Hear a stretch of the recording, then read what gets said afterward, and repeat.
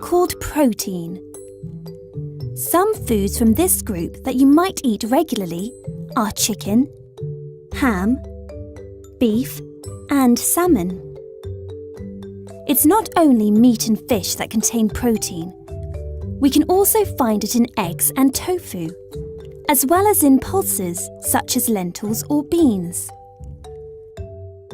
There is protein in every single cell in our bodies, and there are different kinds of proteins that do a range of important jobs. They are needed to help mend us when we are hurt and protect us from disease. They grow and repair our muscles, skin, and hair.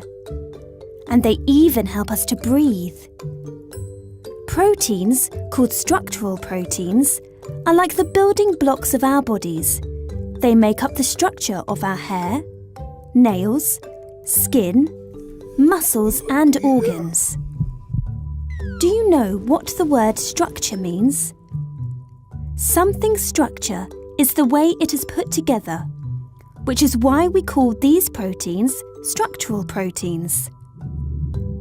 Some proteins, called antibodies, do a very important job within our immune systems. When we come into contact with bacteria or viruses that can make us ill, our bodies send these antibodies to attack them in order to protect us. Other proteins, called hemoglobin, carry oxygen from our lungs all around our bodies.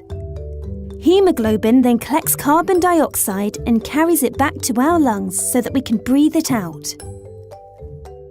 Because proteins are so important to our bodies, we need to eat foods from this group every day. Luckily, there are lots of tasty ways to get enough protein. Perhaps you like to have an egg at breakfast time, some ham and cheese in your sandwich at lunch, and fish for your dinner. What are your favourite foods in this group?